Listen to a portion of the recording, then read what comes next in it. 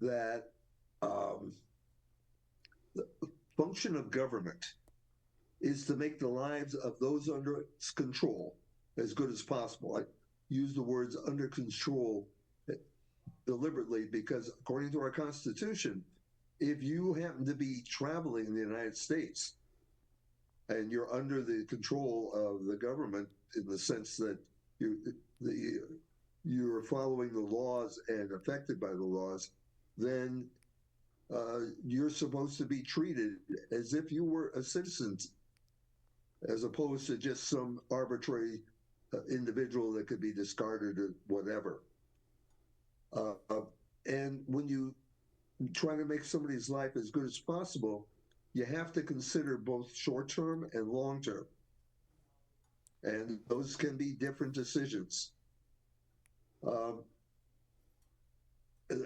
I also believe very strongly that that the majority rules, but the decision has got to take into account that the minority may be adversely affected by the decision of the majority, and that has to be taken into account.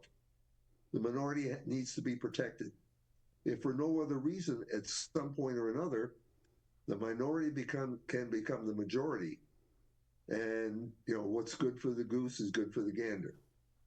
So, in any case, that's my definition, working definition of government. And once we sort of resolve that stuff, I'd like to move on to socialism. That'll be a little bit later. So, I have spoken. Chuck, Paul, Omanon? Okay, I just wanted to clarify what you just said. I expect you to clarify that. That when I agree, number one, that yes, government should take care of the people who live under the umbrella of the jurisdiction thereof, or whatever, however you phrase it. But at the same time, when we talk, we expect the government to make decisions that affect most of the people favorably, and might affect some group of people not so favorably. Now, what I was going to ask is, when you say that the minority should be protected, now where do we have to define who are the minority, or does that mean what you are trying to imply is that the decisions of the government, decisions taken by the executive, should favorably affect most people, irrespective of their religion, caste, creed, color, whatever? And so the minority definition, that's what I was expecting you to kind of clarify that a little better. Just to clarify, in any particular situation, there's a group of people will be the majority and another group of people will be the minority. And in the next situation, that group will change. And it's the minority in any particular decision that I want to make sure is not ignored or considered irrelevant. So that means it is not really, it's not limited to being a Democrat, independent, or libertarian, or Republican, right, or whatever. But what is important also at the same time, my premise is that no matter how thought out and how well intentioned the decisions are, some portion of the community will not get the benefit the way most of the community will get, because that it is inherent in the decision making process. And so you can see that, for example, you have Mamdani wants free buses for everybody. Now, I would imagine that in order to give free buses for everybody, you can't do that, because there is a limited amount of money involved that can make sure that buses run, fuel is provided, drivers are paid. So that means there has to be some rule making on top of that, so that not everybody gets the buses free. Some people get free bus, but not everybody. That's what I'm guessing. Well, look at it from another point of view. You can solve the problem in a couple of ways. One way, obviously, is to set up a triage. By the way, I'm 81. I could get MBTA passes for half price, which I just found out about, and I'm really pissed because all these years I've been paying full price. But there's another way, and that is to increase the pot of money. Increase taxes. Increase taxes on everybody, increase Yes. taxes on some. There's a variety of ways to do that. A third way is to take some of the existing money that's used for other purposes and apply it to bus. So if the decision is made by let's say a citywide vote that they want free bus passes, part of the decision has got to be, where's the money going to come from? And I guarantee in a city of 8, 10, 12 million people, whatever it is at this point, there will be some people who will get hurt. Yep. And what you need to do is you need to recognize these people didn't do anything wrong. It's just they happen to be on the wrong end of a vote, and figure out a way to minimize, not prevent, but minimize the damage. That's my point. No, I agree with that, and I'm going to stop talking now. So Okay, well, I was just occurred to me, we just had a vote in Burlington. The town voted that we were not going to increase the tax rate yes, in order to build a new high school. Okay, the town voted. There are some people who are going to be hurt by that, possibly a student, yes, for whatever reason. So we got to figure out some way to hopefully minimize that damage. That's my whole point about that. Is the high school incapable of supplying a high school education to every student? I believe it can, but I'm not an expert in the field. But I believe it can. So at some point, my understanding of the ultimate reason for having a new high school is because of lack of maintenance or just the fact that it's old. There are some repairs that need to happen in the relatively near future, and state law says that if you make X number of changes, you have to bring everything in the building up to code. Oh. And the high school is what? My daughter graduated 35 years ago, and it was relatively old then. So let's say it's 50 years old. I'm going to throw that out. I don't know. According to the people who told me, it would end up costing more to repair the high school than it would be to put up a new.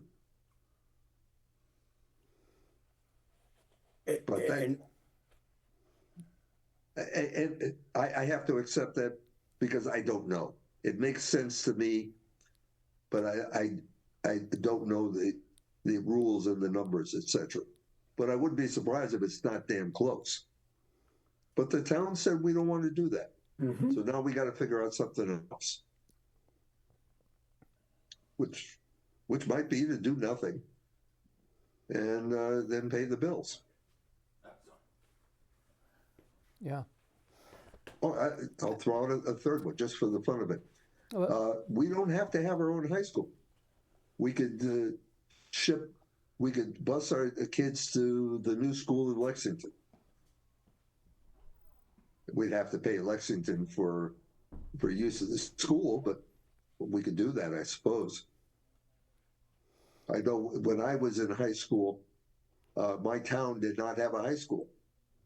And many towns in the northern part of Pittsburgh didn't have a high school, so we had magnet schools.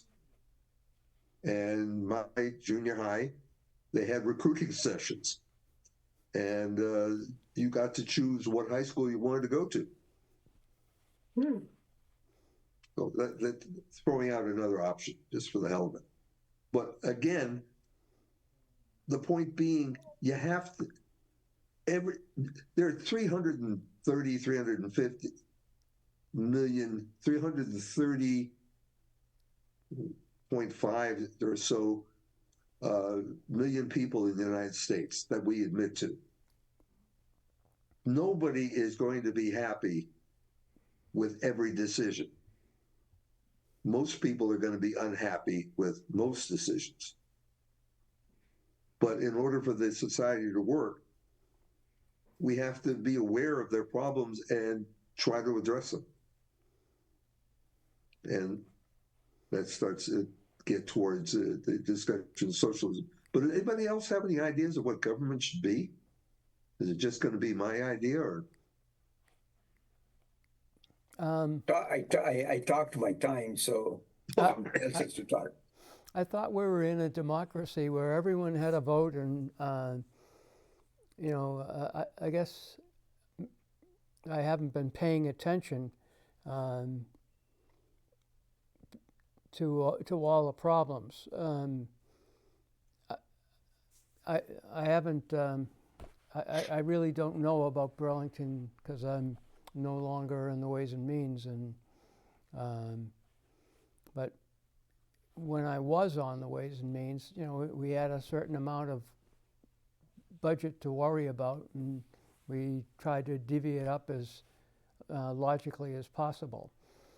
I think when you're talking about the United States, every person needs to be considered.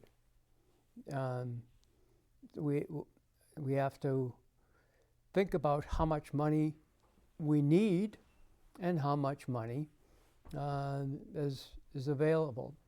So I don't know.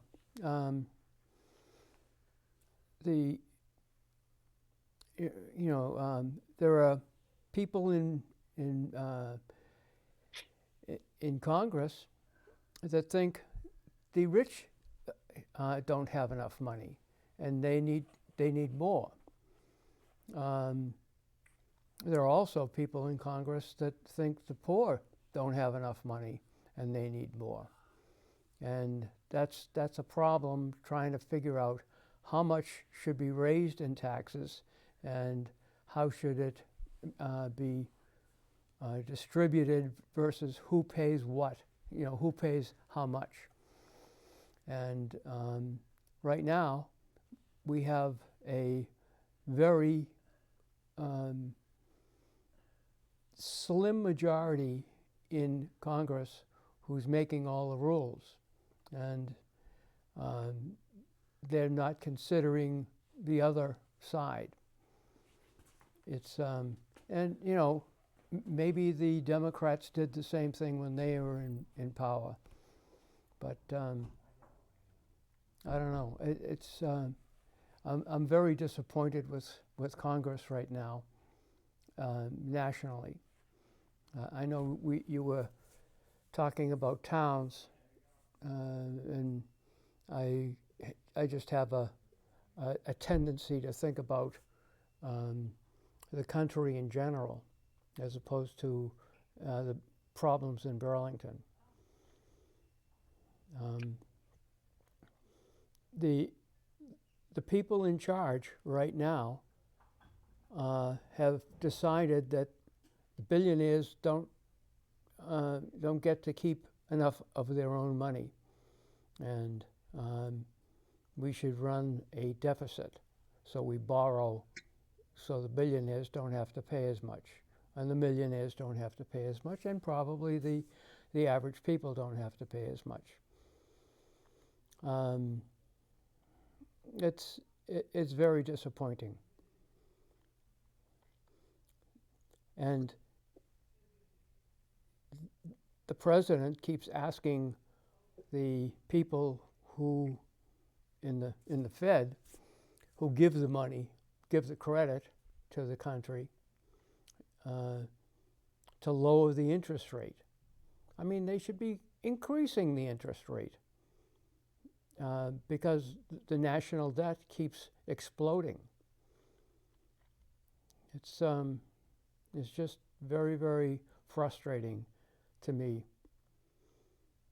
You know, I'm like you, 81 and soon to be 82, and probably, you know, I'm not going to be around to see the upcoming disaster because people are not going to be happy in the near future, I think. Anybody else? Chuck? I guess I'd like to think, as far as the country, that we have to recognize all the responsibility leadership has. And I have not heard anything being mentioned about national defense, that we need to protect our borders and make sure that, you know, I would like to think that we try to have everybody have an opportunity to do what they would like to do, as long as they're doing honestly, and they can produce a productive life. But I think it's a real challenge for all the different things that we face, and we have a constitution that we need to follow, and make sure that is a benchmark for us to move forward. Do you think we should send the Statue of Liberty back to France? Because, you know, the first thing is give me your poor and people and longing to be free, because we're sending people back. Well, I'm not sure. I meant to actually do a little research on exactly what some of that terminology on that Statue of Liberty is, because I thought I heard something recently that there's been some misinterpretation of how that's was meant. But long and short of it, no, I don't think the Statue of Liberty should be sent back, and I think we need to do if we continue to allow anybody and everybody that wants to come into this country without any checks and balances, the country is going to be a disaster.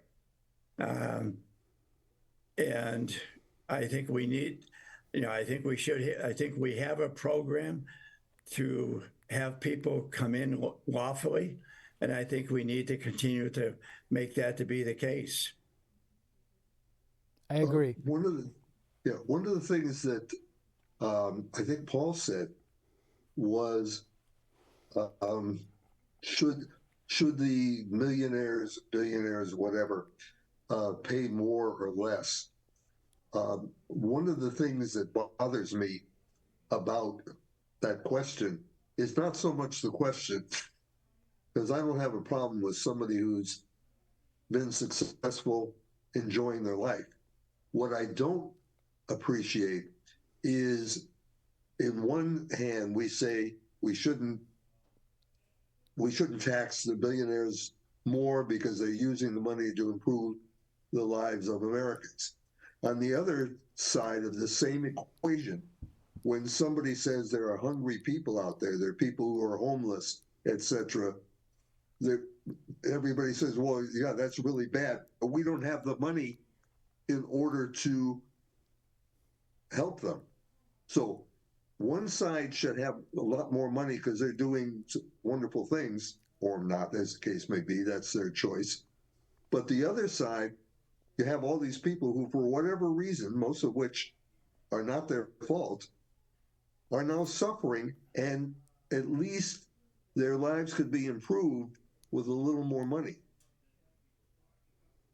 So I think you can't, maybe it's morally, legally you can do whatever you want, but morally I think there's a problem in saying the thing that caused the government shutdown not too long ago. A temporary law was passed to try to make sure that people could afford health insurance. And there's a lot of very practical things. The fact that people have health insurance as opposed to just go into an emergency room and charge everybody for their care. But we don't have the money to help those people who have the health insurance be able to afford it. But at the same time, we have more than enough money so that we can allow the billionaires to continue doing whatever it is they're doing with the money. Many of the I don't want to take completely the side of the billionaires, but Okay.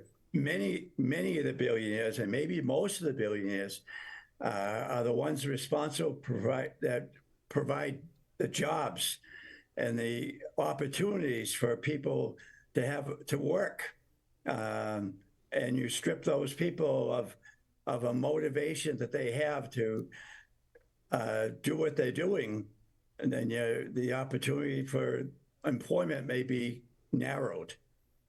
One thing I came across not too long ago, talking about feeding the poor. Are any of you familiar with Tony Robbins? No. I know the name. You are, Omanon? Yes. I've been following Tony Robbins for probably 30-something years. He's a very successful entrepreneur. He really still is big into the motivation field. He produces lots of programs for people to improve their health, as well as all kinds of things. Recently, I got a email from his organization, and his quest right now is to provide 100 billion meals for people all over the world. And he's requesting that for every $10, he can provide 44 meals for people. Last I knew, it's that he was somewhere halfway there. He had provided a few years ago 40, I think the number was around 40 billion meals for people in other parts of the country, the world. But this fellow would not be able to do any of this stuff if people were siphoning off his money. And going back to what you said, Bob, in reference to healthcare, I think people need to have an opportunity to get healthcare. And I think there are people that have a real problem affording it. At the same time, my understanding is that the people that are on Obamacare is somewhere around 20%. So it's not the majority of people that will be affected by Obamacare. And I think many people would strongly believe that Obamacare is a disaster, and the program was not properly designed, and it's coming back to haunt us. And I think that's a great deal why the Republicans are trying to get some modification to the healthcare problem, not trying to do away with it. They're trying to make it better. And where is their plan? Since the passage of Obamacare, what was it, 25 years ago or something like that, the Republicans have been saying repeal and replace. Okay, fine. They have yet, in 25 years, to come up with a replacement plan. Oh, and many of the suggestions, not a plan that can be enacted into law, but many of the suggestions ignore some of the key elements that affect pretty much everybody on this stage. For example, you cannot be denied coverage because of a pre-existing condition. We're in our 80s as general Omanon's a whippersnapper, but That's a pre-existing condition. From an actuarial table, we are more likely to cost the insurance fund money than somebody in their 20s or 30s. So in order to reduce the cost of insurance for the person in the 20s and 30s, we should be eliminated. That's an example of the majority. There aren't that many people in their 80s in the United States. So given a vote, the majority would say, yeah, get rid of them. And if they get sick, well, we'll deal with it at that point, maybe. But at the same time, I'm in my 80s. I'm not willing to check out. Unlike Paul, I fully intend to be around in 20 some odd years, bitching and moaning. Well, good luck to you. What makes you think that? What makes you think I don't want to get to be 100? I didn't say you didn't want to. You said you weren't going to. Oh, Well, right. The odds are for us, I think, if you're in your 80s, I think we'll be fortunate. I think, myself included, that if I can get to be maybe my mid 90s, I'll probably I'd be thankful that I get that far. My wife and I have some good friends. We were just out with early this evening, and the fellow, primarily, I mean, he's 93, but you would never know that he was 93 because he goes to the health club every single day. That I've known him, and I don't know exactly what he does, although I know he does a lot on the treadmill. Yeah, that's But probably. he's very careful what he eats. He doesn't smoke. He doesn't drink alcohol to a great extent. But some of our metabolisms react to some of these things better than others, and so I don't know, I'm just kind of wandering, I guess, in a way at the moment. Just one tidbit I just was going to add to the people who are most affected by this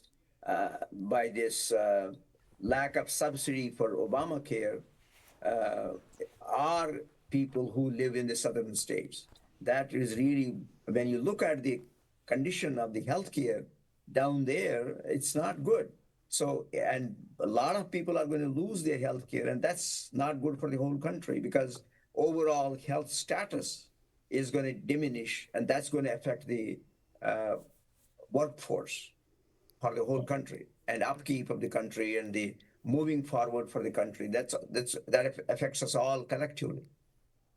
I mean, part of our issue with healthcare, my understanding is that the large number of illegal immigrants that have come into this country, I know, and I've read in California, they make sure they provide all health care for all of these illegal immigrants. And at some point, you reach a breaking point. You can only do so much before the whole system collapses. And I was listening to a program a couple last week or so, and up in Canada has expanded their program for euthanasia, and that if you reach a certain point where, because they can't do a better job ability-wise to take care of you, they'll give you your choice of, they'll give you the drugs that will take away the rest of your life. And I don't know if those are related, but this is in Vermont. We have the similar. I think it has been approved that the voluntary euthanasia is available. Yeah, I think there's at least a half dozen states right now that have that option. Yeah. By the way, I personally don't have a problem with that concept that somebody can choose to die and do it in a dignified manner, for lack of a better term. But if you say that only some people can have health care, then you're essentially, number one, the Hippocratic Oath says you will do your best to help anybody who is presented to you. And if somebody comes in and they can't prove they're a citizen or wealthy or whatever, you throw them out. You're turning over a major concept of healthcare, of Judeo-Christian, Muslim tradition, etc. It's a massive thing that you're throwing out as an idea. Where do you draw the line, Bob, as far as the example here, as far as healthcare? I mean, Well, are you going to take care of everybody in the entire world if they ask for it? I can tell you that in the United States, we have decided that public education is critical for the good of the country. So we provide at no cost a basic education. At some point, we say, okay, not everybody can go to college, not everybody can get a PhD for whatever reason. Well, I got to back up for a second. When you say at no cost, no cost to the individual taking that service, but right. there's a charge here by the taxpayers to provide that funding. I agree.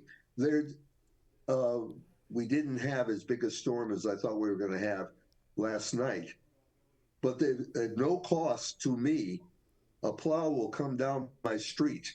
You're paying your taxes in the town, I would hope. Understood.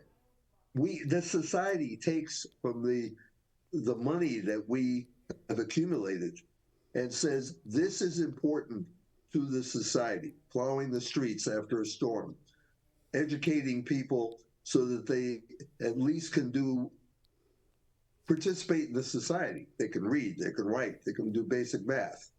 Whether they become a psychologist or whatever, that they have to make the investment themselves. Although there are scholarships where people say that's important, I'll pay for qualified people.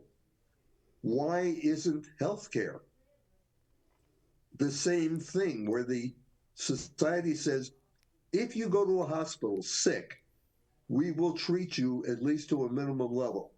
I think the most part, the hospitals do that. Yes, they do, and the whole and society that's why some of those hospitals have closed, and a lot more are going to close, particularly as Omanon pointed out in the South, because they're funded by people who have some form of insurance. It might even be Medicaid. But if they don't get that money in, they cannot afford to stay open.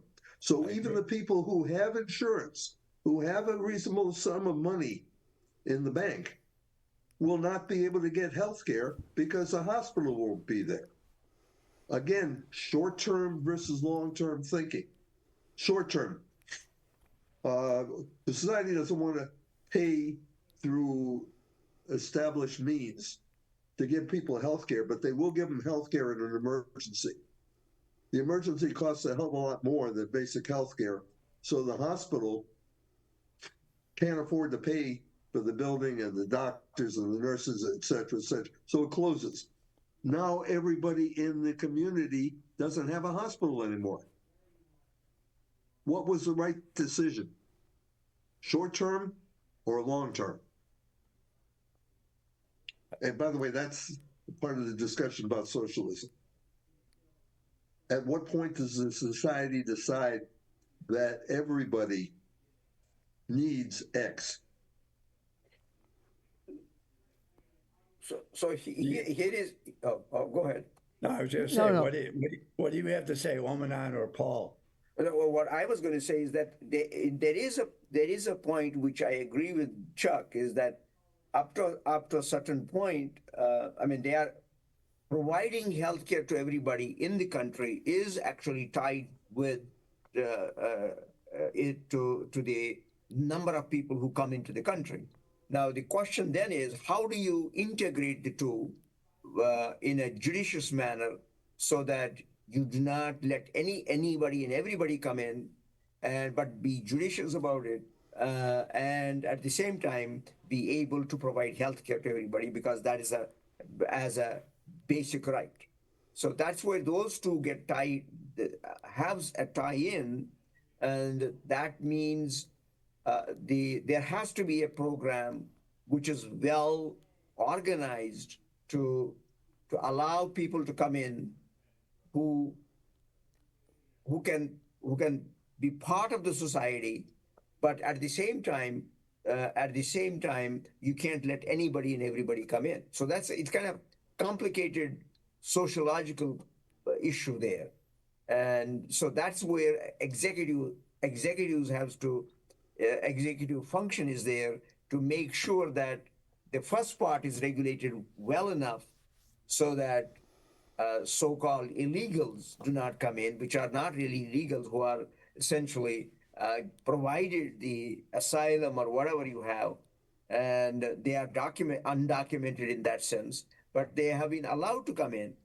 But then that's why the regulation, that means the whole immigration program has to be overhauled to benefit the country, rather than have anybody and everybody come in and then you send ICE around and chase them. That becomes counterproductive. So you have to do it upfront somehow in a manner that is better suited to the overall, as you pointed out, the Judeo-Christian values. Paul, do you have something to add? Yeah. The people that came in 5, 10, 15, 20, 25 years ago came in to help supply a human being to the workforce so that the business could function more profitably. And even though they've been here for quite a while, the government now wants to send them out. Now they should have gone through the trouble of becoming a citizen, but there's like for instance, sending out a large number of Mexicans in California hurt the farmers in California because they didn't have the people to pick the crops. And you have to do it. You have to understand what you're going to do and what will be the impact in the long run of doing that particular thing. And it's with Trump, he just gets an idea, and he thinks it's a good idea, but he doesn't have the intellect to look at long term, and it's just so frustrating to me that we elected a moron. Now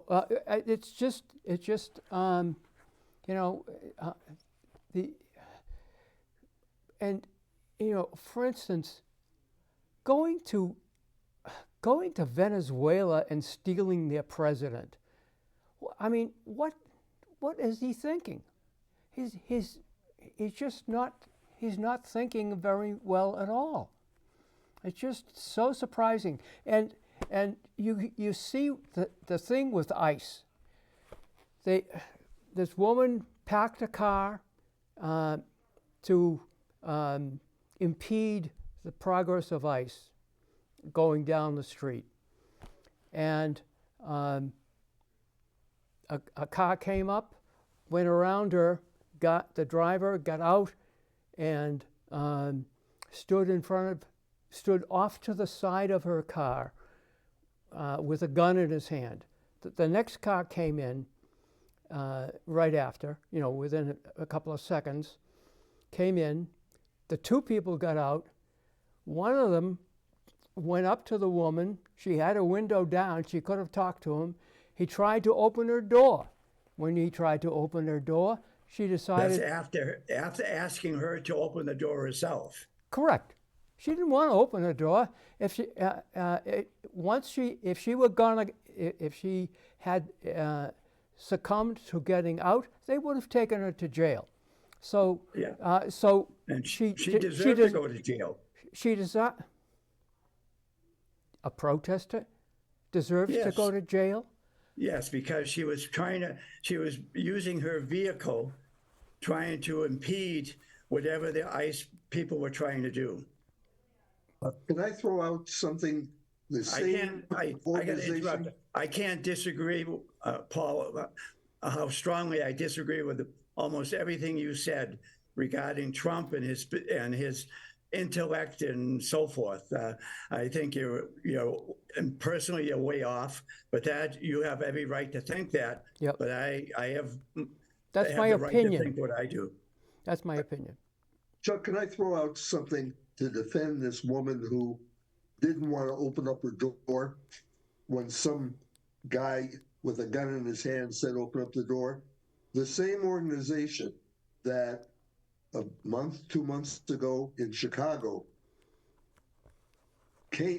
dropped people from helicopters into an apartment complex, smashed windows, smashed doors, dragged people and children out in whatever they were wearing or not wearing, as the case may be, into the street, which was very cold at the time, including citizens who they didn't bother to check to see whether they were citizens or not, in order to find non-citizens. Well, this is not an organization that you trust to do the right thing. If somebody comes and says, get out of the car, they didn't say she was under arrest. They said, get out of the car. Mm-hmm. And she didn't. And as soon as she said to get out of as soon as the guy said to get out of the car, she tried to drive off. And the guy that shot her in the head was not in front of the car. He was to the side. She, as far as I understand, she hit him. She didn't hit him. Have you seen the I saw a number of different clips, Paul. I saw the whole thing at least 20 times. Well, and she wasn't near him. If you watch the same clip over and over, you're going to get the same results. You got to see. We got to see different clips done by other people. That's my opinion, and you may change your mind. If you see one continuous clip versus things that may be edited, what I saw, and I think I saw similar to what Paul saw, if not the same clips, the guy was not ever in front of the car, the one who shot her. She backed up and started to go forward, and he shot her in the head twice. Now, the guy may have had reasons why he felt threatened, because I guess a couple of years ago or a couple of months ago, he had been dragged by a car. She was coming right at this ICE guy with her car. Well, the clips that we saw, there was nobody in front of the car. Well, I disagree with you. Well, if you can, find me the clips that show somebody in front, because I shall do so. And I also I'd also like you to get me that article that talks about Chicago and all this people coming down in parachutes or whatever you were saying they did. I haven't seen that, but I just would like to see exactly what that says. Okay, I don't think there's a video of it, but there are news articles about it. Okay, yeah, if you could produce those, I will send it on to you. Okay. But again, it's a question of, there are two questions. If the woman had a gun in her car and somebody came up to the door and said, get out of the car, without identifying themselves, she knew he was stand your ground. She might have had the right to pull her gun out and shoot the guy. She knew that he was an ICE officer. We're never going to know that because she's dead. Well, I agree. Well, she knew he was an ICE officer, and he told her to opened the door and he was going to take her out of her automobile. Correct. She chose to try to drive off. Now, if She you're chose- driving drunk and you get stopped or you stop and the officer tells you to get out of the car, He's an officer and he's been trained. These guys weren't trained. One of the More things. importantly, he Time out. says I'm an officer. Stop. He shows a badge. Stop. Sorry. Yes. One of the things they tell is do not stand in front of a car. Stand way off to the side. That's what. and he and, was and off he to was the, and he was indeed off to the side. If you look at the clip, he was indeed off to the side, but he was only a couple of feet off to the side. And when she started to try to drive, try to make a right-hand turn, which was away from him, he shot her in the head. You saw the hole in the windshield. It came, in order for that to hit her in the head, he had to be way off to the side when he shot. He was off to the side. And if she were driving towards him, she wouldn't have made the right-hand turn and hit the tree 30 yards down the street. She would have continued straight into somebody else's yard. That was a murder. Murder.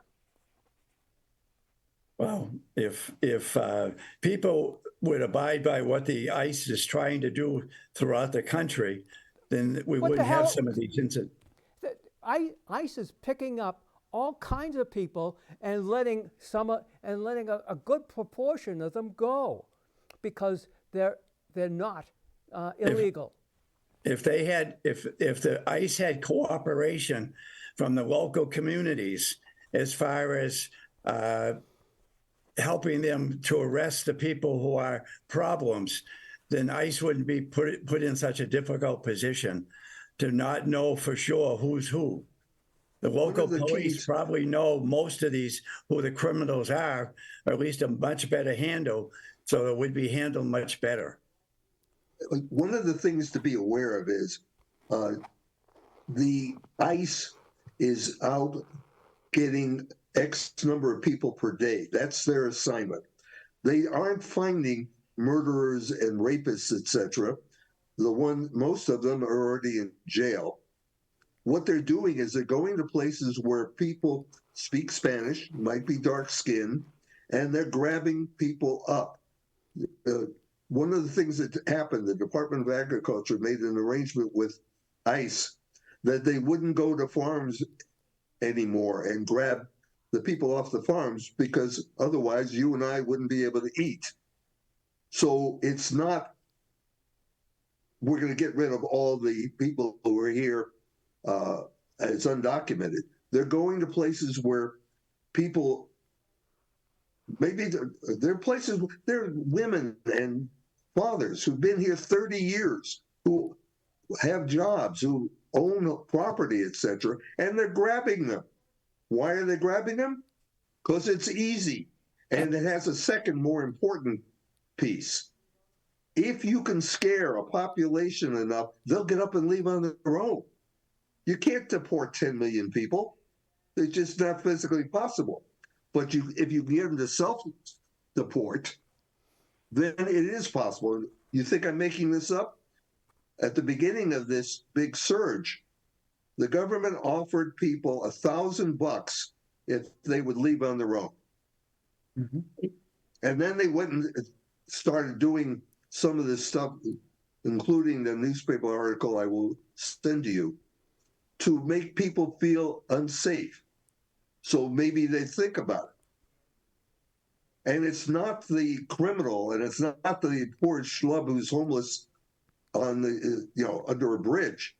It's the people who are working or trying to work. Well, we're going to have to agree to disagree on many issues. Yeah. Well, do we agree on the function of government? That's how we started.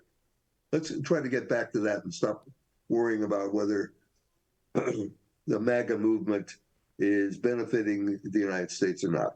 let's talk about what is it we want government to do as a general, not for any particular group in general.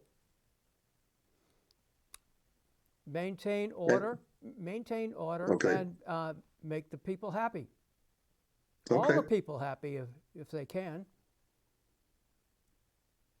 Omina? Well, for me, government basic responsibility is to protect and provide law and order, so that it's not a country where anybody who has the largest stick has the field. It should be country of rule of law, and at the same time provide services that and manage the services so that the countrymen are feel safe and are able to live comfortably the way the society demands that. It's kind of a vague definition, but Chuck, you have it. Again, an overall function of government. I already said that piece as far as being able to be, protect the citizen, protect the border, and national defense has to be a big part of all of this. Well, a part, I think everybody sort of agrees on that. But what about for the poor schlub who's living in the middle of the country or the middle of some town and needs to get out of his driveway? Many years ago, actually, probably we were maybe only, young kids at the time. They used to have mental hospitals where people were put in, and they did away with those. Why? And my understanding is it became too expensive to be able to put these people in.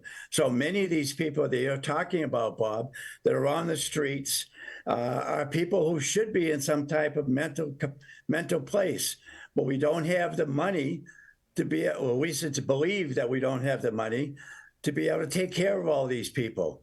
And so it's an ongoing dilemma. And I don't know how that many of these parts are going to be solved. Chuck has a point actually about that. That's because that started during the Reagan era. We had the movement to take the individuals who were so-called in schools, mentally retarded, what we don't use the term now, or in mental institutions. They were actually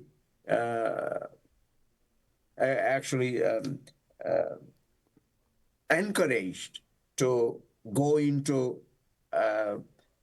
go out of those hospitals so that they could live, quote unquote, live on their own or live with somebody so that they are supported. But that's how we got a lot of people out of institutions, and now we have a new problem where what Chuck is pointing out. I agree with that. And on top of that, we have all these drugs that are people ingesting for whatever reason, because they feel bad for themselves, or because they have nothing else to do, or they're mentally off the edge, and that's all making the situation that's much worse. So I don't know what the long-term answer to a lot of this stuff is. I don't think subject of drugs. I don't think I'm going to be around that long enough for them to solve this problem. Well, that's my responsibility then, because I am going to be around. Alcohol, before, well, the drugs that we're talking about have basically been around for a long time, but alcohol was also a drug, and that's legal. And one of the things that I think we learned in the 1930s was you can't pass a law that nobody's going to follow. And the people, in fact, do, for whatever reason, and maybe they're in pain. A lot of people get addicted because they're in pain. If instead of making it illegal and making it hard, etc., you say, okay, you need this. This is how to do it. And we'll show you how to do it safely. As a matter of fact, we'll take care of it. Are you aware of this new regulation dealing with the SNAP program? No, I don't. I don't know what you're referencing. Well, it's a program by the federal government. It's called, its abbreviation is SNAP. And I what know it the is, SNAP. it regulates when somebody who's on some type of food stamps goes into the store, then the registers, I guess, are all programmed to reject certain types of products that are not healthy in the opinions of whoever, and they're not allowed to buy those things. By the way, I am aware of that situation. I shop for elderly shut-ins, and in some cases they're on SNAP. So I mean, it's my point of bringing that up is here's another avenue that's some part of government is trying to contain or address the aspect of these people possibly getting unhealthy or continuing their unhealthy habits. And, whether or not you want to say alcohol, these people are going to drink. That's right, they're going to. I know somebody that drinks a lot of beer, and he says he can handle it. And for the most part, he seems to. But I'm sure his life will be cut short to some degree. It may be. Talking about SNAP, something that's been true about SNAP from the beginning. You cannot use a SNAP card to buy cooked food. They don't want you to go to a restaurant, use your SNAP card. Okay, that's fine. You can buy cooked food at the Moolah's Market Basket, but you can't use the SNAP card for that because it's cooked food and the rule says you can't use it. Some of the people I shop for have a lot of trouble standing up and cooking a meal. Then I think you should stay there and cook it for them. Well, you seem to have a good heart, so why'd you do that? Because I'm a lousy cook. I'm being facetious to a degree. No, I understand, and it's, by the way, a decent point. I do what I can, but I'm telling you that sometimes they have a rule. For example, the key to SNAP was that you could get whatever you wanted as long as it wasn't cooked food, because you were a human being and you had certain rights to be able to choose how you wanted to live. And now we're saying what's good for me, I shouldn't need sweets, needs to be for you because I'm paying for your food, and you got to go along with whatever I think is important. Every rule is going to have things that are detrimental in some people's opinion on how it is. Doesn't matter whether it's because there's a speed limit or it's something to do with food. You got to draw the line someplace. You can't be perfect, although we might want to be. It's not going to happen. One of the points that I made at the very beginning was the idea that you try to protect the minority. And this is an example of it. We have people who cannot stand and cook. Now, if they're wealthy enough, they might have a microwave. If not, they could conceivably, their health could be badly affected by not being able to cook food. If they could buy a cooked meal. Most communities have some type of service that's provided to elderly people anyways, with meals and so forth. Although I understand that most of these meals are not particularly great. It's an attempt to do something.